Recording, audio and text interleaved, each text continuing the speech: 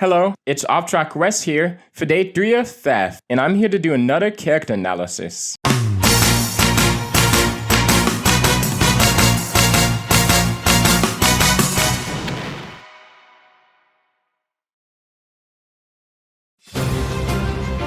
In Fire Emblem, there's lots of strong characters, and I don't mean strength stat strong or strong constitution stat. I mean strength to keep pushing forward. I'm sorry I can make a video on who I think is the strongest lord, knight, hero, or dragons in the series, but I wanted to make a focus on someone who has the strength to deal with an experience I can personally relate to. You are in my way!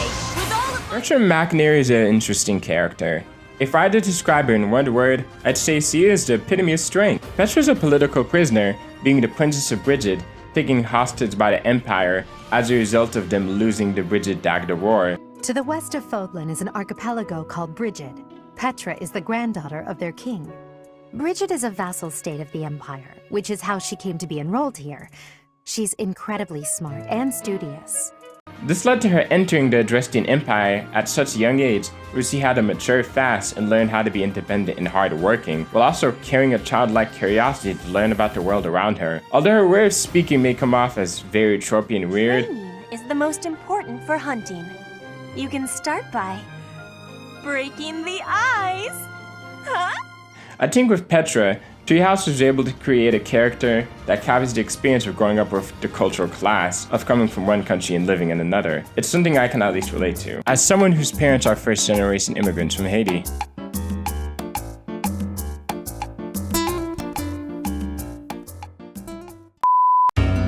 Petra's pride and love for Brigid is something that can be seen through her entire character. In her support with Claude, for example, where she shares her disbelief of the gods in her relation to nature and the significance it holds to her. The tree has a spirit. If you hurt the tree, you will give its spirit anger. I see. I take it the people of Brigid have a close relationship with nature, then? Trees give us food and also shelter. We are needing them, and they are needing us. True. The people of Fodlan believe everything is a blessing from the goddess. Although, I do feel that we the player don't get to learn a lot about Brigid, and even on the map where she returns home, we don't even get to see her grandfather. We learn just enough to understand her character, but more information about Brigid would have been nice to see. For Petra, her goal in the game is to learn as much as possible about Fodlan so that when she returns home, she will be able to raise her standings of her nation. At the end of the game where she survives, she's able to do that, but over the course of the game, we see the weight of such a task and the toll it takes on her. In her support with Edelgard, we see an empathetic side of her encouraging Petra to be as ambitious as she is and looking out for her. If you don't need my patronage, then prove it. Show me your power. Never settle for being the bird. Be the arrow instead. I will take your words to my heart, and you will be seeing my power. I give you my promise. Though Edelgard is certainly sincere in how she feels, her priority is the Empire, where Petra's is Brigid, and the B supports follows up with it, where it's clear that Petra has a deep admiration for Edelgard. They're both young women with the responsibilities of their nation thrusted on their shoulders, thus they can relate to each other. Whether that leads to her being enemies with her or allies with her is all up to how you play. But the weight of such a task isn't such an easy thing to do. In her B support with Byleth, we see just how much she strives and the effect it has on her. While she's training hard, Byleth cautions her not to overdo it, but she explains why she feels so compelled to work so hard. I need to have more training. There are things that I have not done yet. Things that have to be done. For the future. I have to try with hardness. Training, studying, socializing. I will not always be having time to do those things. And speaking the language of Fodlan, I worry I will never be doing it just right. Why? Because the position of Brigid is weak. Fodlan and Dagda are big. Brigid is a small island in the middle of them. Brigid has great beauty, but little power. We will not survive unless we get more strength. I will lead Brigid, and so I have responsibility.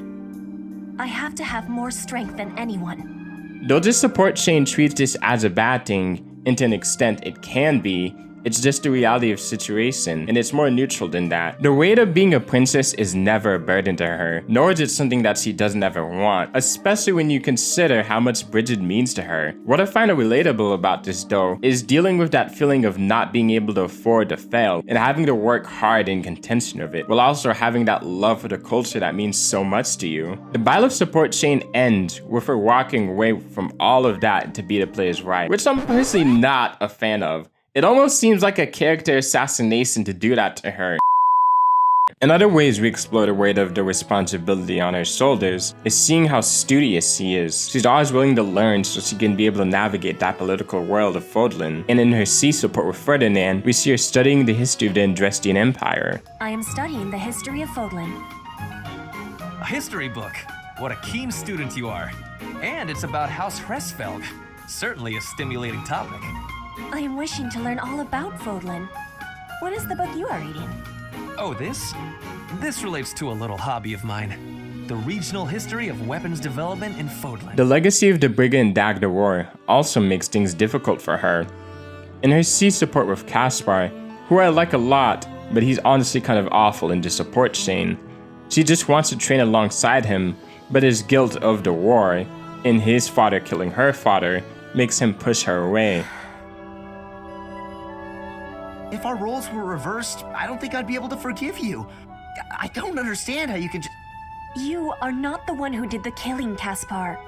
Our parents had conflict, but we are not them. I have no worry about it. You should not either. I don't need to worry? Impossible! I don't think I'll ever be... You must. If not, the conflict will keep carrying on. If children cannot forgive, it will not ever have an ending. Is that what you are wanting? This is frustrating because Caspar makes the situation more about how he feels guilty while completely ignoring Petra in the process, just making the situation worse, when she just wants to move past it. And if it wasn't for his other supports where he does sign, this alone would make him completely dislikable. But a good takeaway from this support chain is that there is resentment underneath of all of Petra's feelings, but she does do her best to try to move past that, because what she finds in her time in the officers' academies, as friends she builds important connections with, she's able to find a place where she belongs. And even though there's times where she clearly misses Bridget, I think the reason she's still able to open herself up to people, and this is something Hubert points out in their support, is because she hasn't hardened her heart.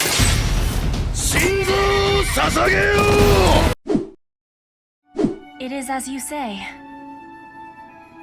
When I return to Bridget, I will be the new queen. I am wishing to show my strength during this war, and to help relations with the Empire. I believe you will be successful. You may not be Lady Edelgard's equal, but you are resourceful enough to make an excellent queen. And unlike Lady Edelgard, you will not be forced to harden your heart. Not Edelgard's equal. Is that what you are saying? Understand that I mean no disrespect by this, but it is a fact that you are far beneath her.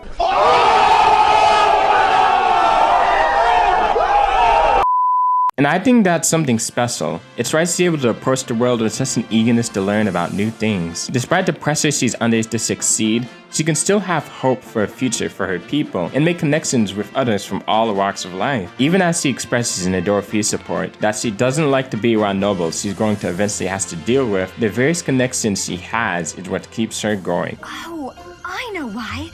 Because we're both trouble for Imperial nobility. Yes, we both have troubles. Feels nice, doesn't it? Knowing that together we can irritate that many people. Since we've already got a lot in common, let's get to know each other better, shall we? And there's something in her Ferdinand support that stuck with me ever since I beat the game the first time around. But once we have survived, what will you do with yourself, Petra? Return to your home? Edelgard said she would like you to ascend the throne in Bridget, to ensure good relations between the nations. Yes, my plan is to be returning home. But if Bridget and Fodlan can be friendly, I will be able to have visits whenever I choose.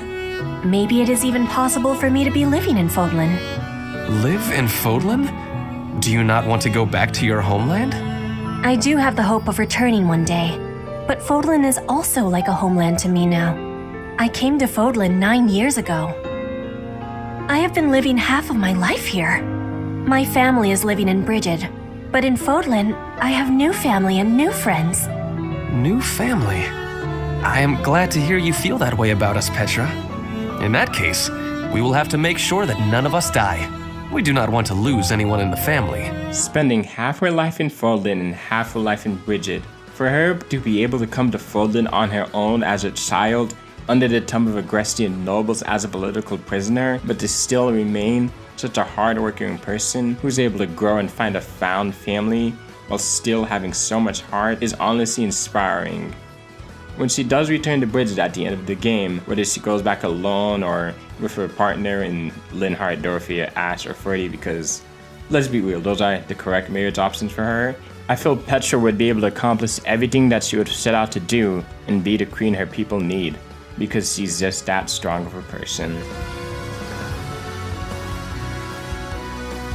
Day 3! I've been getting better. I hope. Maybe I've been getting worse. This has been enjoyable. My process has been working, and I'm gonna keep growing. Let me know any ideas you guys have or things you want me to cover. There's a lot I could talk about. I could make 60 videos of Fire Emblem. Not saying that I will. I'm sticking to 28, but I'll just see you in day 4. Oh, there's also another character who has a strange way of speaking. She's a princess and she hangs out in another nation, and that's Starfire. I said it. I wanted to say it, but now I'm saying it. Petra is like Starfire, and I love Starfire, so I love Petra even more. Have a nice day. Thank you for watching. Like, comment, subscribe.